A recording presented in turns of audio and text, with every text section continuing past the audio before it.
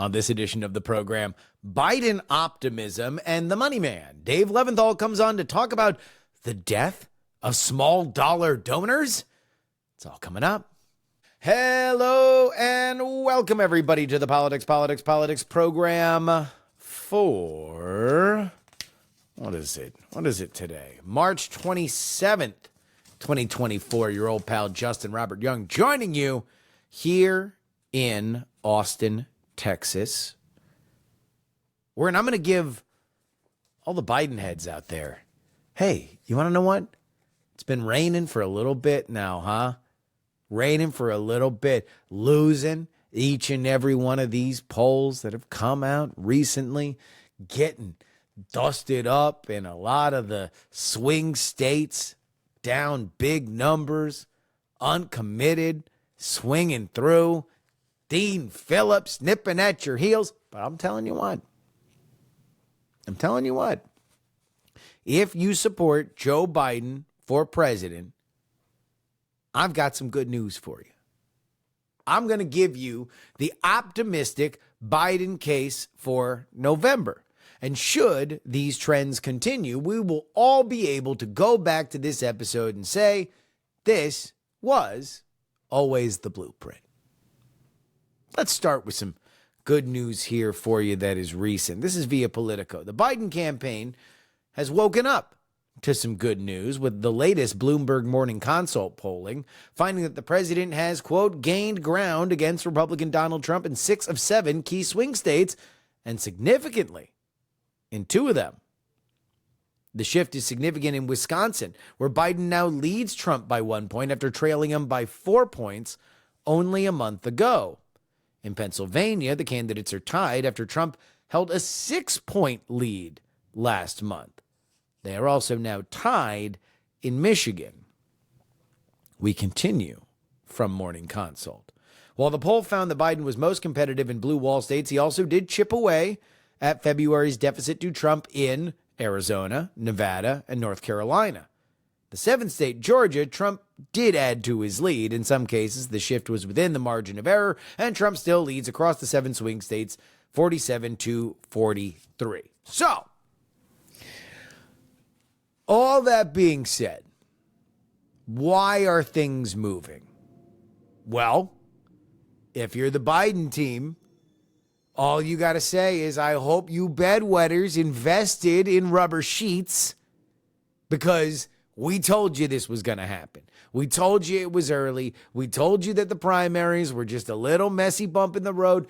Yeah, we got a little sidetracked with some president stuff, okay? Israel, Gaza, Ukraine. Look, these are things that happen while you're in the big chair. Were they the best things for us? No. But, we're moving on. We told you that the State of the Union was going to be the moment that turned the tide.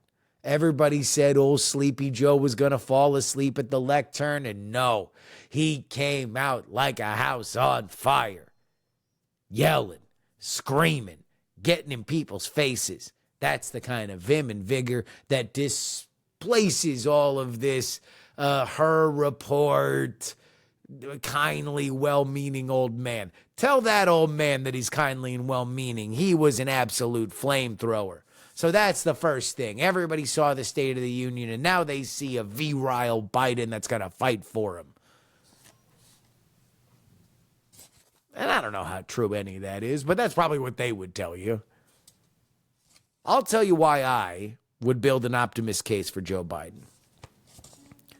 First and foremost, it's the economy, stupid.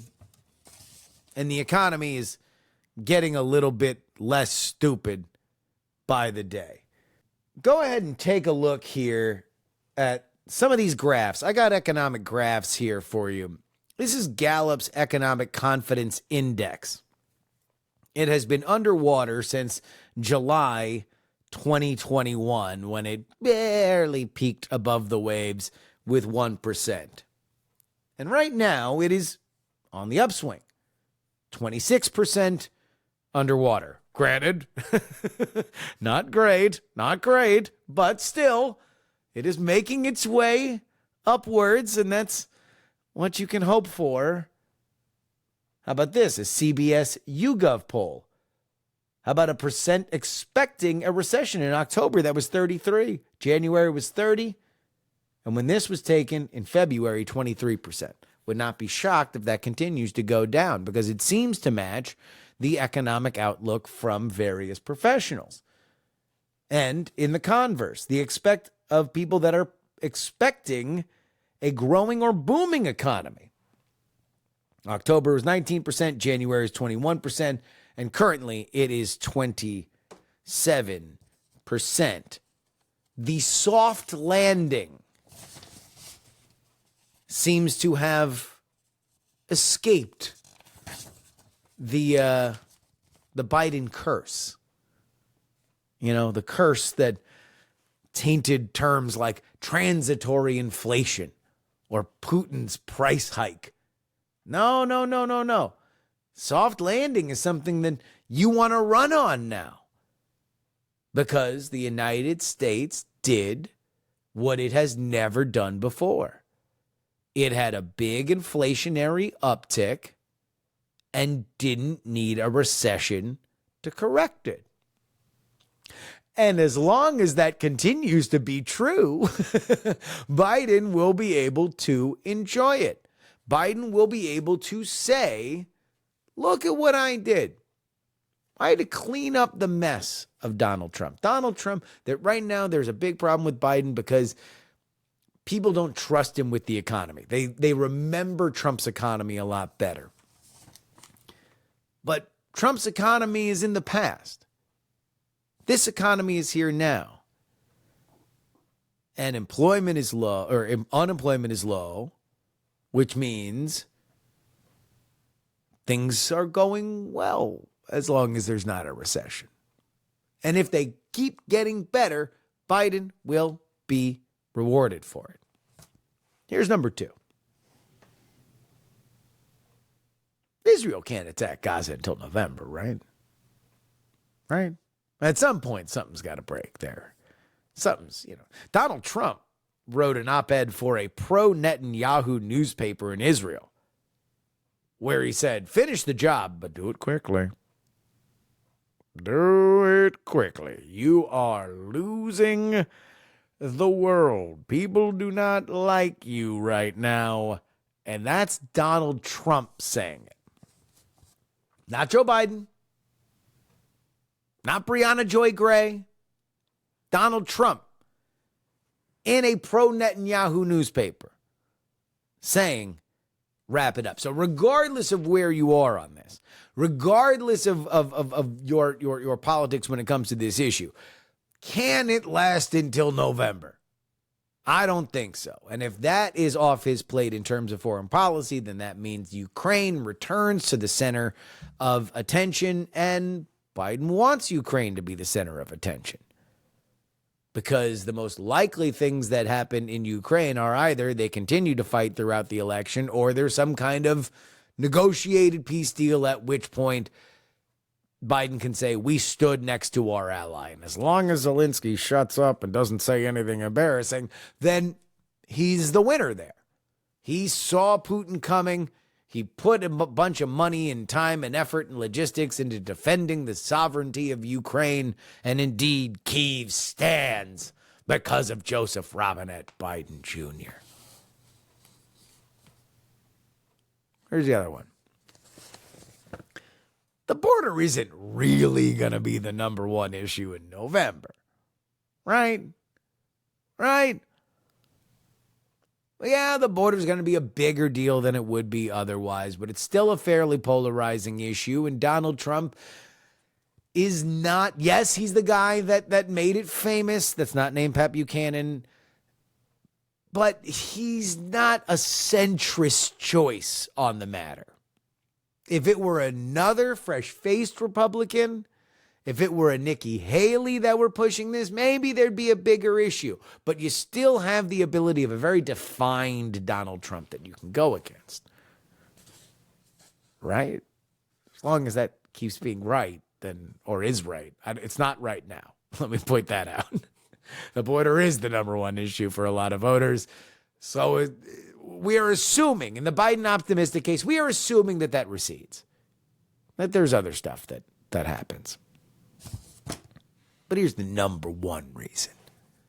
The number one reason why Joe Biden is the favorite in the optimist case. Why you should be going to any and all of your little betting markets, all of those, right? Right now, the price on Biden, tasty. A lot of people seem real confident that Donald Trump is going to be the next president of the United States, which forgets one thing. Incumbents win. I always bet on the incumbent, because if you were to bet on the incumbent throughout the entire history of the United States of America, you would win most of the time. And of course, there's always situations as to why it's not going to happen, or boy, are they in trouble this time. Can you see the metrics? It's going to be really, really close. He looks like he's losing. And then the incumbent wins. And I know what you're saying. Trump didn't win. And in my Biden optimist case, I'll say, yeah. And he's not going to win again this time either. This is your update, brought to you by TakePoliticsSeriously.com. That's where you can go and support this show. Head on over there, get the 2 bonus episodes each and every week. A reminder that every one of our episodes are now in videoed. We have video versions for all these. See my snappy new haircut on our YouTube channel, youtube.com/politics. But that also is for our Patreon episodes too. You get to see me in living color on those as well. Not just, so the Monday episode, the Thursday episode, 2 bonus episodes each and every week. Not only in audio, now in video. You gotta love it. Head on over there right now. TakePoliticsSeriously.com for only $3. If you'd buy me 1 cup of coffee a week, so I could sit in your car or sit in front of you if you're watching me on video and talk politics, well, then do I got a deal for you. TakePoliticsSeriously.com. Very, very, very serious story that at least right now does not have a direct political angle, but is something that if you have not seen the video, you absolutely have to. It is gobsmacking.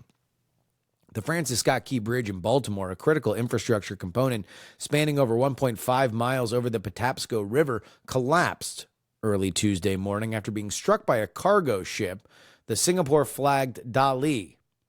This incident plunged several vehicles into the river water, and at this time, an 8-person construction crew working on pothole repairs were present on the bridge. Search and rescue operations have been underway, with 1 individual rescued in critical condition, and the search ongoing for 6 others. The bridge's collapse, captured in dramatic social media footage, has halted all vessel traffic into and out of one of the U.S. East Coast's most crucial ports, affecting over 12.4 million vehicles that annually cross the major commuting route. The ship itself, managed by Synergy Marine Group and owned by Grace Ocean Private Limited, was under pilot navigation when it lost propulsion and collided with the bridge's pillar, leading to its catastrophic failure.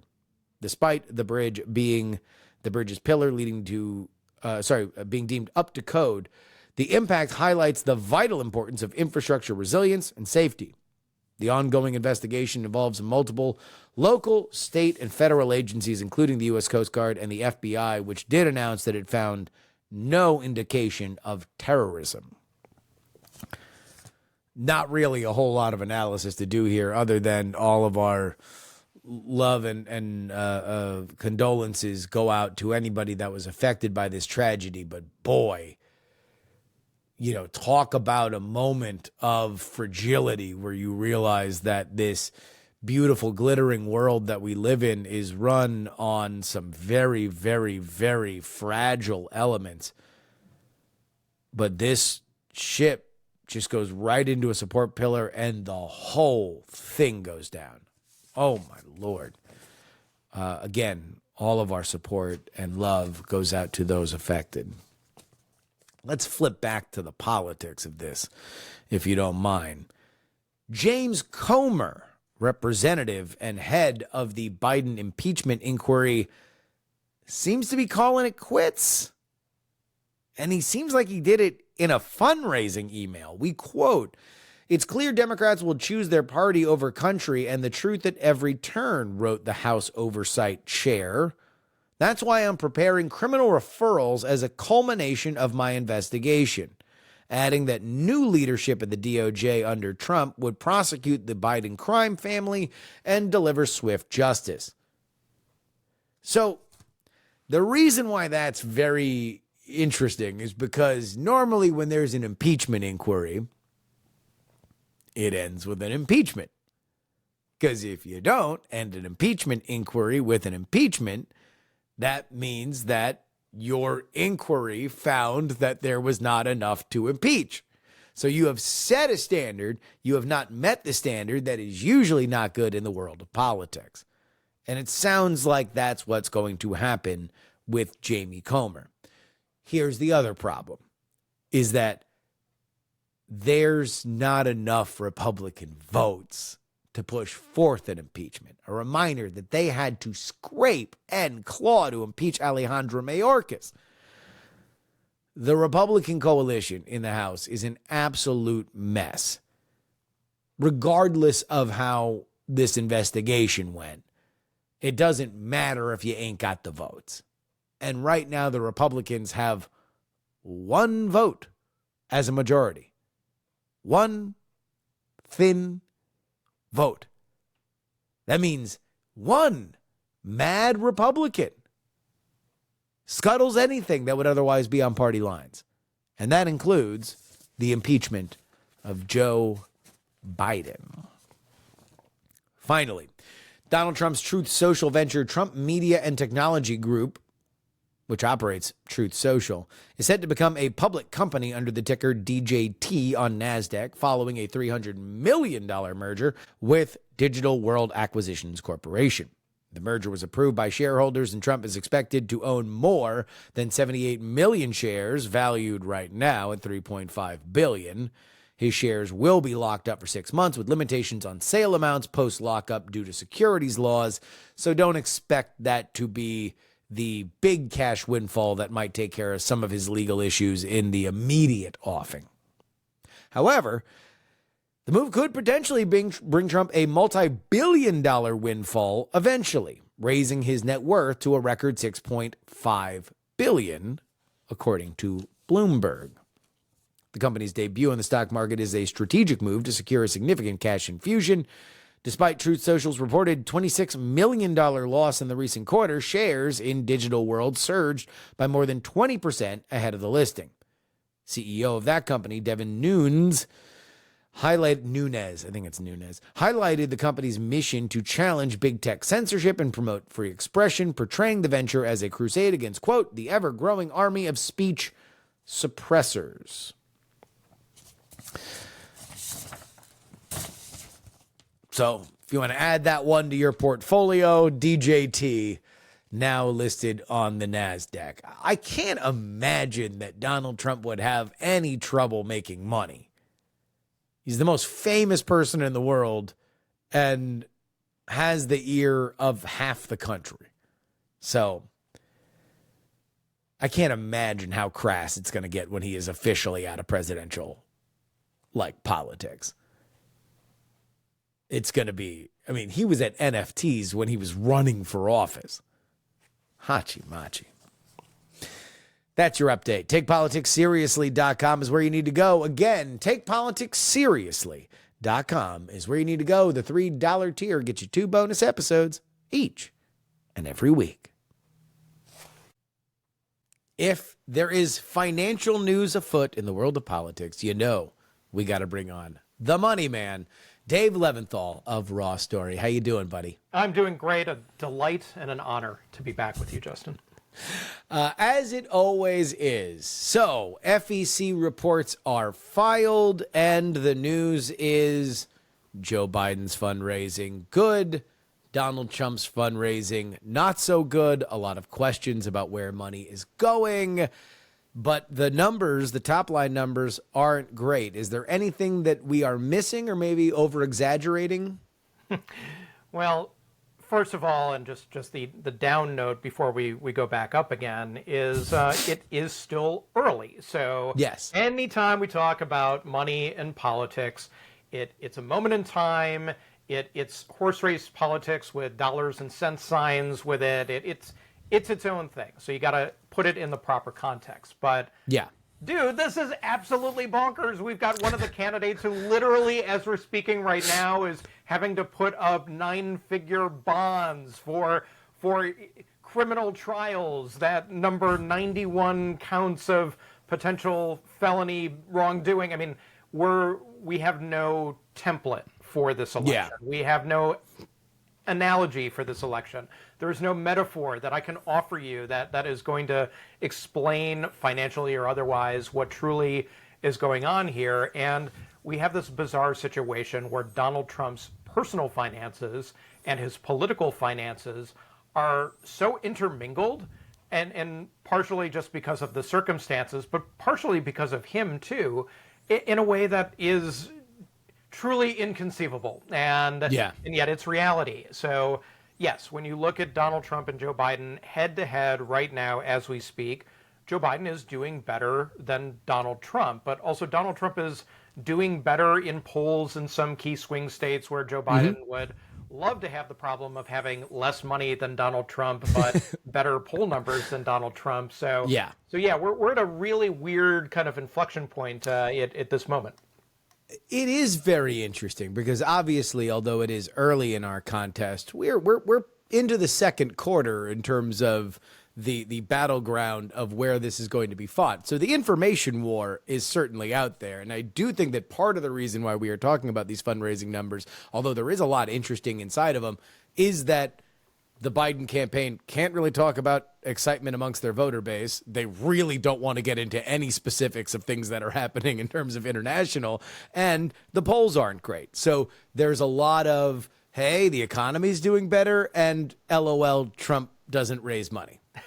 And LOL, Donald Trump bases his entire political and business and persona existence on the fact that he's rich. And so when you have somebody who literally is sort of the embodiment of money for many Americans, whether that's fair or not, whether that's legit or not, you as a Democrat, you're laughing all the way to the bank because Joe Biden's doing better than Donald Trump in that political context. So the PR battle right now, the image battle right now, totally being won by Joe Biden, and that's not a bad thing for him, and it definitely gives him something to talk about and puff his chest out a little bit about, and saying, well, all right, yeah, this is won at the polls, and the election is won on election day, but hey, we're going in the right direction. Joe Biden's campaign's going in the right direction. The economy is going in the right direction. Job numbers are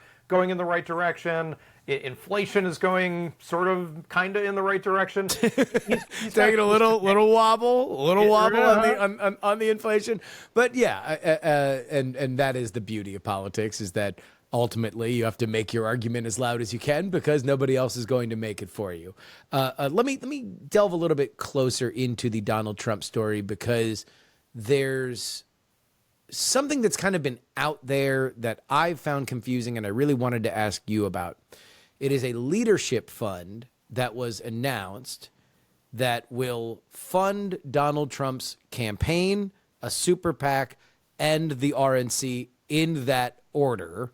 But I don't know how much leadership funds like that are just for the gigantic $250,000 a plate fundraiser that they're about to throw in Mar-a-Lago, for which this is not that big of a deal because everybody's going to eat from a $250,000 donation that people are making, or if it's also for the small dollar stuff, in which if it goes in the order of campaign, then PAC, which has been paying his legal funds, then the RNC, then you would imagine that the RNC would get paid less. But then again, I don't know how much the RNC counts on presidential fundraising to fill their coffers. Fill us in. How much of this is normal? How much of this is totally outside the pale? It is totally abnormal. And so let's presume that everyone's brains listening right now have not melted inside their own skull as they were trying to parse all of this. So if you want to be really technical here, what is being created is something known as a joint fundraising committee, which has a leadership committee inside of it, which also has Donald Trump's campaign inside of it, which also has the Republican National Committee inside of it. And hey, if you wanted to jam-pack some other campaigns and other committees in there too, you have the legal right to do so. Donald Trump has the legal right to do so. And Democrats and Republicans have used these vehicles, these joint fundraising committees, JFCs as they're called, and other people may be thinking right now JFC should stand for something very else. Different than joint fundraising committee, if you will. But be that as it may, you've got a lot of power with these committees because, as you laid out, they can go and they can have a big fundraiser and they can raise crazy amounts of money and then kind of very quietly parcel it out the way that they see fit so that every individual committee is staying within the bounds of the law when it comes to how much money they can actually take in. And mind you, a national party committee can raise a lot more money from you or me or anyone else than a campaign committee can. Yes. A traditional political action committee, a leadership PAC, can raise a different amount of money, slightly more than a campaign committee itself, and so on and so forth. And we haven't even gotten into super PACs, which can raise unlimited amounts of money so long as they have a kind of wink, wink, nod, nod separation between themselves and the campaign that they're supporting. But going back to this joint fundraising committee, Donald Trump absolutely can have a giant fundraiser and use this joint fundraising committee to fund any of a number of different committees that will be supporting him in the end, whether we're talking politically or even personally to some degree, i.e. legal fees.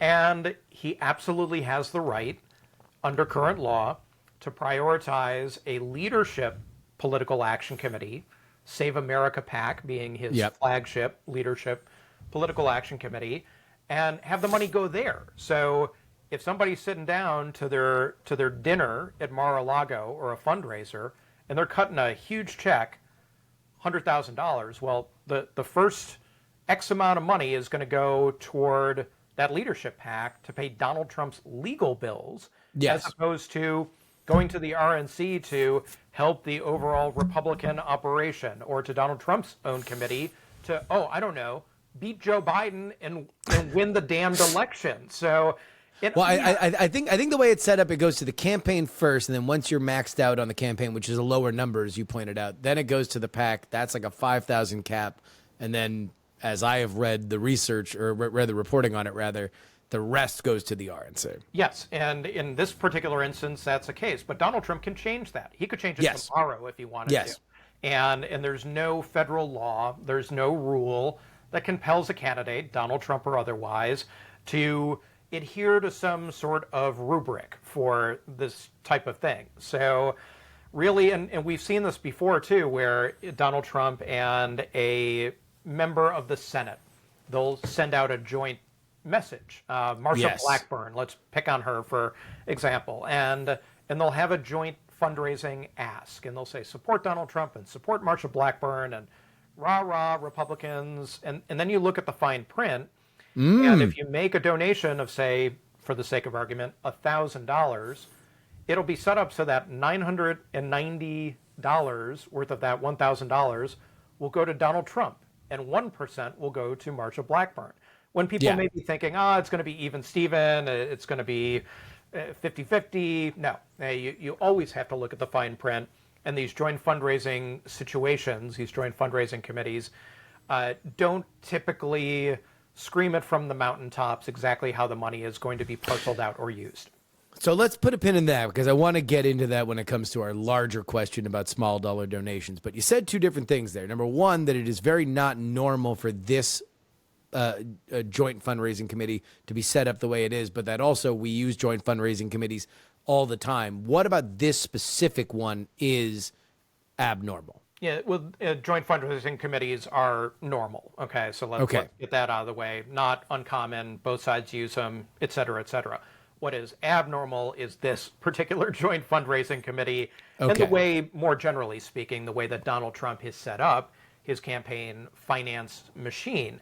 It's incredibly complex. You have lots of different committees that are all sort of interrelated, but separate entities. They have to disclose their finances, for example, on different forms. And it gets technical quickly, but the practical implication is that Donald Trump can use one of those committees in the context of raising money for his political campaign to, in essence, siphon ostensibly campaign money for a use that is kind of personal, which seems to go against the letter and the spirit of the law potentially when it comes to personal use of campaign funds.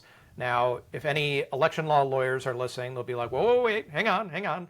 He's not technically using the money for personal use if he does it this way.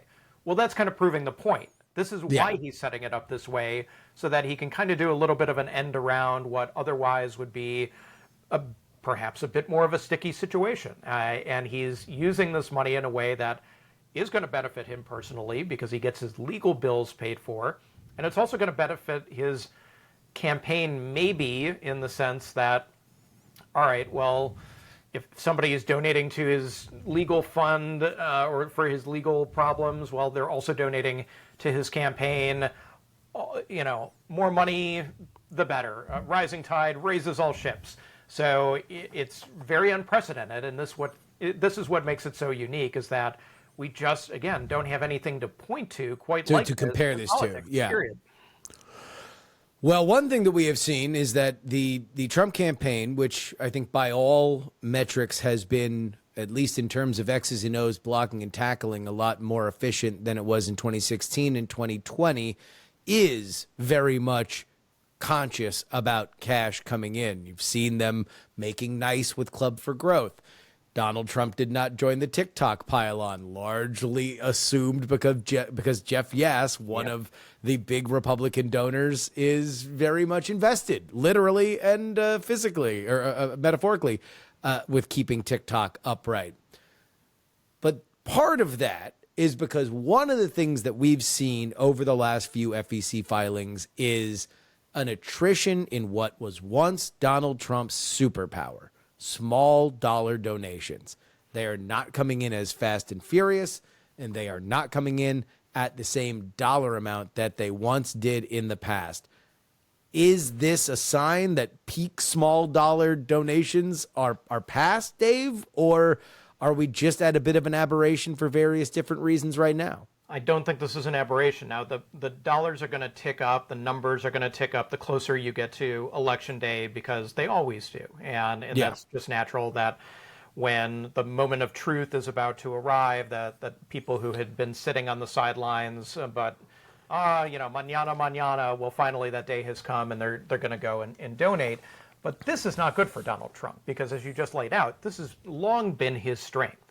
And when Donald Trump was getting chided for not raising money from big dollar donors back several years ago during the 2016 campaign, during even the 2020 campaign, it was always, their immediate response. We have incredible grassroots support. We have the strongest base. They used every term that you could to describe the robustness of their small dollar game, which, make no mistake, was phenomenal. And every one of the MAGAites out there who loved Donald Trump, who supported Donald Trump, even if it was $5, even if it was $10, they were making a donation in a way that Hillary Clinton, Joe Biden, they were enviable of. And the percentage of the money coming from small dollar donors to Donald Trump versus large dollar donors going to his campaign was really out of whack in a positive way for Donald Trump that helped him significantly. So to your question, well, what does this mean right now? I think a couple of observations. Number one, Donald Trump has been running for president officially for about a year and a half right now. Okay. Let's remember, he entered the race formally, which means that he could start raising money directly for his campaign committee in November of 2022. Okay. So he has plucked a lot of low-hanging fruit already. And Joe Biden didn't start fundraising for a while after that. So Donald Trump has already gone to the well, to mix metaphors, multiple times, and he's gotten a lot of money from people who are either tapped out or they don't want to give right now, or, hey, I've already given you 10 donations over the past year and a half. I'm feeling Biden's economy right now. I don't have any more money to give you. So that's one thing. Another thing, too, is that Donald Trump is sending some very weird mixed messages. I literally, right before we started talking, Donald Trump blasts out a text message to his supporters. And it says, "Breaking from Trump, Trump Tower remains mine. Huge victory." Well, this was a follow-up. There was a text message that went out over the weekend. So this was another side of it. This was, "Keep your hands off Trump Tower. Trump Tower is mine. Read my emergency message." That was over the weekend. And then, as you pointed out, "Trump Tower remains mine." And this, of course, in reference to the bond being reduced from $500 million, which is what it was set at. Now it'll be at $175 million, which it's only in our crazy political meta that we say is a gigantic relief to Donald Trump that he only has to post a bond for $175 million. But Justin, what are these messages? Well, these are political fundraising messages. Yes. This is not Donald Trump talking about how great he is individually, or this is not some business thing. These are links to WinRed, the official fundraising arm, digital fundraising arm of the Republican Party. You click on that link, and at the end of it, in blocky black squares and rectangles with white text, it says, "Donate this amount if you think Donald Trump is the greatest president of all time." So congratulations, Donald Trump. You get to stay rich. You get to keep your gigantic tower in Manhattan with your name on it in gold. And, I'm going to give you $50. Like, all right, that's going to work for some Trump supporters, okay, who will give Donald Trump money for any reason. Okay, Donald Trump could literally be providing the most ludicrous reason to give him money in the world, and some of his supporters, someone's going to do it. Give money. But even if it's 5, 10, 15, 20% of his supporters who are like, not today, Donald, like, or that's weird, or they see sort of the logical disconnect there, that's actual money. That's real money. So if you're talking about his small dollar donor pool being reduced in size, or the money not coming in the way that it did before, that's partially on Donald Trump, too. The messaging has not exactly added up here in the past few weeks. I got two thoughts, and you tell me your opinion on them when it comes to this. Number one, you touched on a little bit, which is inflation. Inflation affects everything. If you are spending more money at the grocery store, then you would just have less discretionary money to spend. That would count the same for your vacation this summer as it would for impulse gifts to Donald Trump. So you are seeing a little bit of an attrition there. My second part is Donald Trump has been used. You mentioned an example of a joint fundraising committee where 99% of a donation would go to Donald Trump and 1% to Marsha Blackburn. But we've seen that in the other way for the last 8 years as well, where you will have people that'll send out emails and text messages that'll be very similar to that. But when you look at the fine print, it's 99% to some random dude who's running for state legislature and 1% to Donald Trump, despite the fact that the headline and all the text is Donald Trump won't stand for it anymore. Give money. Donald Trump as a fundraising mechanism has not only been around for a really long time, but it's been omnipresent with small dollar donors, and it has been used by the entire Republican Party during that time. You have to imagine at some point there's attrition. Absolutely. And you get confused as to, well, who's exactly getting what and who did I donate to?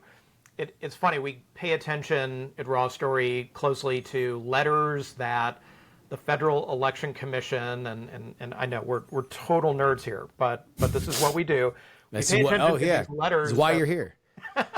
The Federal Election Commission sends to candidates where they have taken in a illegally large amount of donations from a single individual. And sometimes, and these are more extreme examples, but you'll understand the point, you'll have people who have made 300, 400, 500 donations in the span of a quarter, 3 months to a candidate.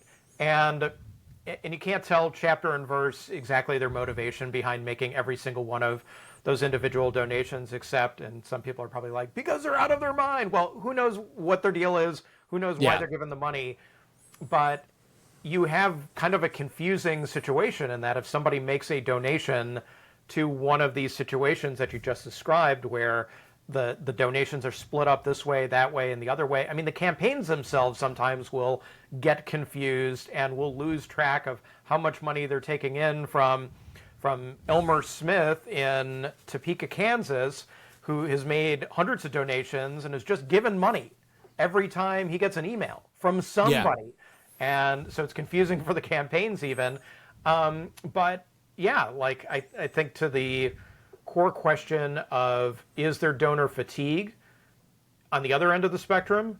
Yeah, I do think there is some donor fatigue, and that it's just become too much. It's sort of like people who are tuning out of news, political news, because they just can't handle it anymore. I do think that it's just human nature that you're going to tune out of things that you've quite literally, for Trump supporters, have been getting, in some cases, every day for the better part of the past decade. It can be a lot. You start to tune out.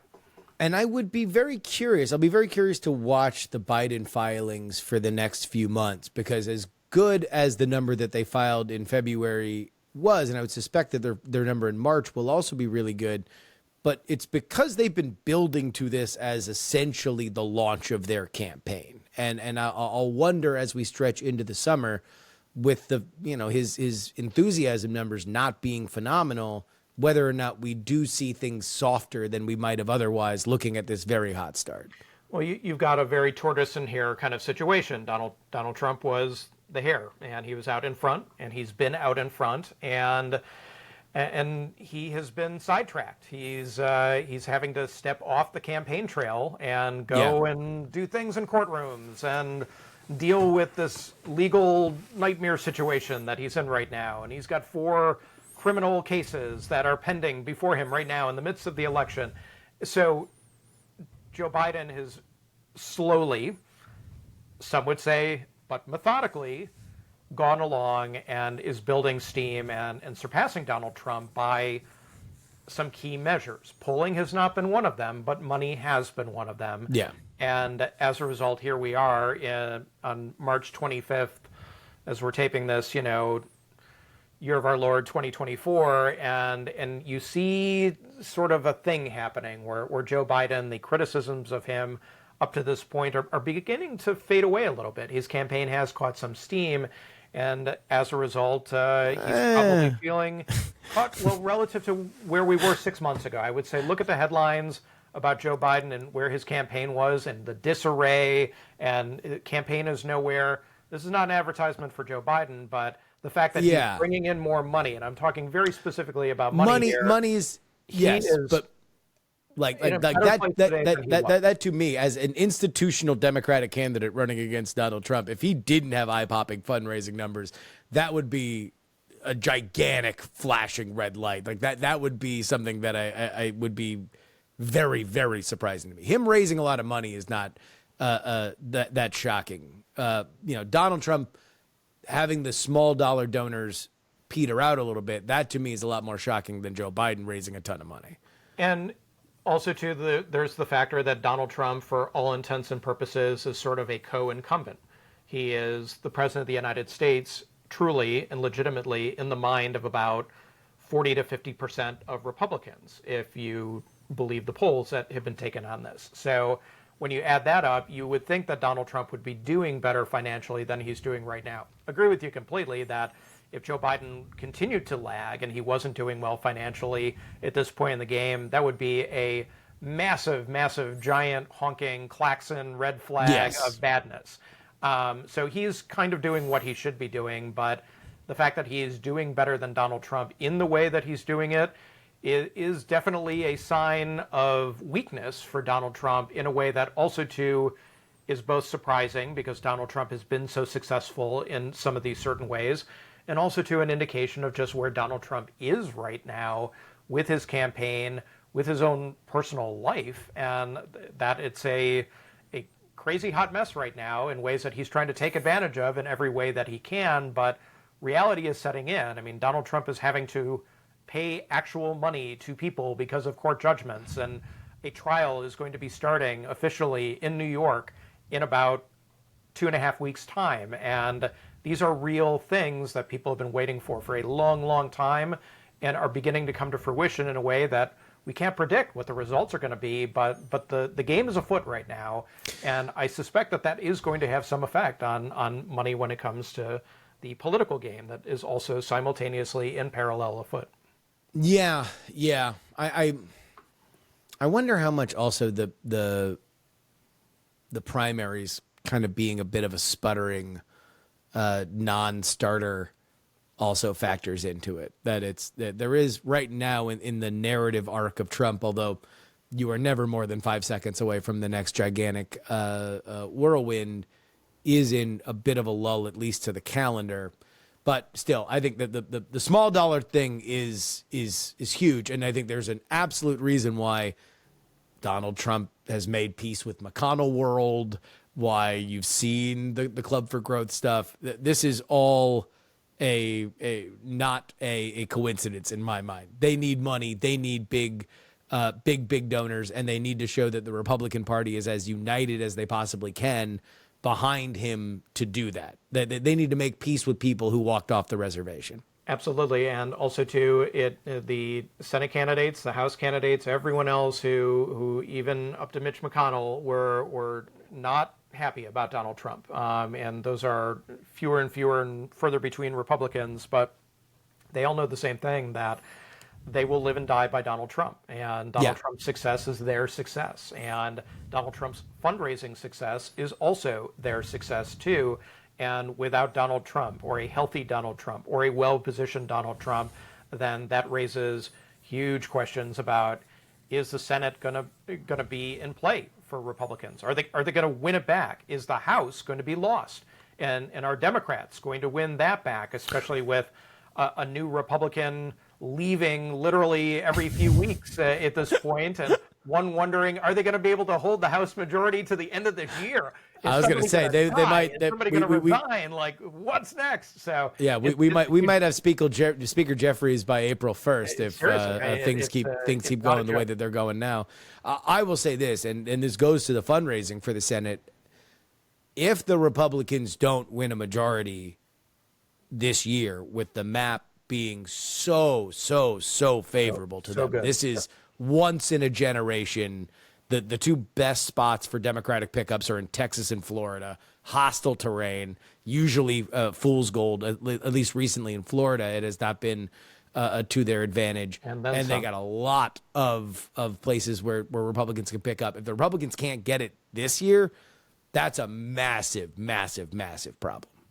Absolutely, and it just so happens that at least in a couple of places, the key Senate races are also key presidential swing states. Primary, so you got swing states, double the fun and double the financial fun, and you look at a state like Pennsylvania too, which is so very much in play on both ends. McCormick versus Casey there, exactly, presidential and Senate. And an interesting statistic came up that Donald Trump's fundraising pace there in Pennsylvania among people who are from Pennsylvania who are giving to him has been sliding. The Pittsburgh Post-Gazette had a very eye-opening article on this just in the past day.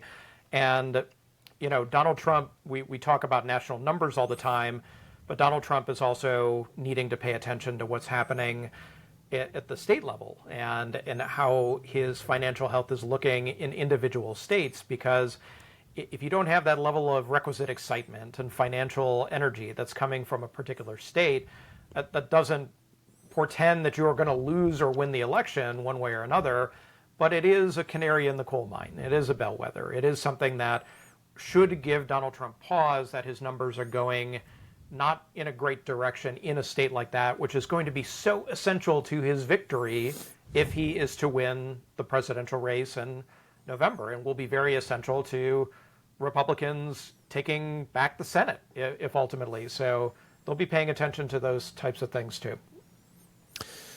Well, we will keep an eye on all of it, thanks to the wisdom and the guidance of our friend, Dave Levinthal of Raw Story. What are you guys working on over there? We're working on so very much. I think one story that everyone should check out is one we just published today. The headline is, quote, "Don't have enough," end quote. Wealthy Trump allies balk at helping Donald pay legal bills. We talked about 15 members of Congress, including some very well-known senators, and put the question to them. Matt Laszlo, our congressional correspondent, did. Hey, are you going to help Donald Trump out? Are you going to help pay his legal bills if he asks you for some money? And these are senators who might have $100 million to their name or whatnot. And, you know, I'll give you the cliffhanger there. Go check out the story. But let's just say that they gave some curious answers as to what their plans were for the future. Well, this is certainly going to be a contest, the likes of which we have never seen. And the fundraising part of it will be a huge, huge factor to watch. Dave Levinthal, thank you so much. Thank you.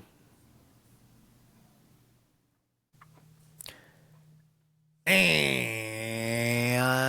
that is our show. Politics, Politics, Politics, hosted by me, Justin Robert Young, for Dog and Pony Show Audio. If you would like to thank our good friend Dave Levinthal, you can do so. px3guest.com. That is letter P, letter X, number 3, guest.com. That'll bring you to his social media. Of course, find, follow, and share video clips of the show. TikTok is Justin R. Young, for now. Instagram is Justin R. Young. YouTube is Politics, Politics, Politics. Twitter is PX3 Tweets for the show. Justin R. Young for me. You can email the program, theyoungamerican@gmail.com. And you can find this podcast to send to your friends, family, and clergy, px3podcast.com.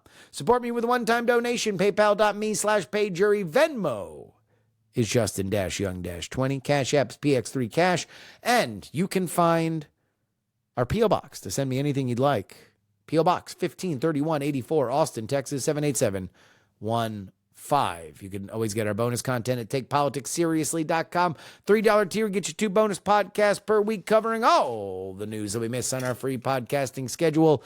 And our Titanic $10 tier gets your name right at the end of the podcast, like these fine folks: Sam, John, Niemeister, Edwin, Invoke Gloria Young for King of the New World Order, Brian, Edison, Jeremy, a dog named Checkers, Sarah Jeannie, Spider, Matthew, Dr. G, Dustin, Brad, D Laser, Nick, Just Another Pilot, Middle-Aged Mike, Utah, Jimmy, Montana, The Jen, Elo, D Reilly, Andrew, Lisa, Fat Tony's PJs from New York, Devon, the CFP, Gloria Young, my mom, Gray Zone, Peepaw, Jay, Neil, John, DP4, Bongo, Neil, his nerdiness, Charles, Audrey, Stole Adler's Spot, Darren, Idris Arslanian, Berkeley Steven, Pneumatic Terran, Molly's Delightful Demeanor, Adam, Chief Andy, Robert, Casey, and Paul. You want your name read on this show?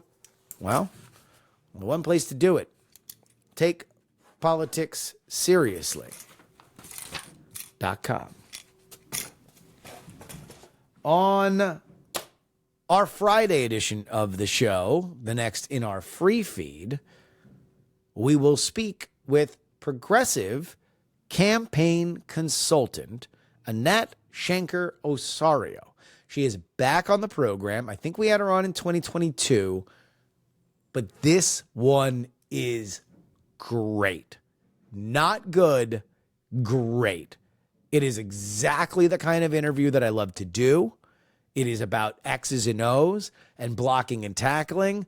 Her out in the field doing actual focus groups to test different messages, how things are framed, or in her opinion, should be framed. We touch on everything. Reproductive rights, Gaza. If you're on the conservative side, listen to it and know what they're doing across the river.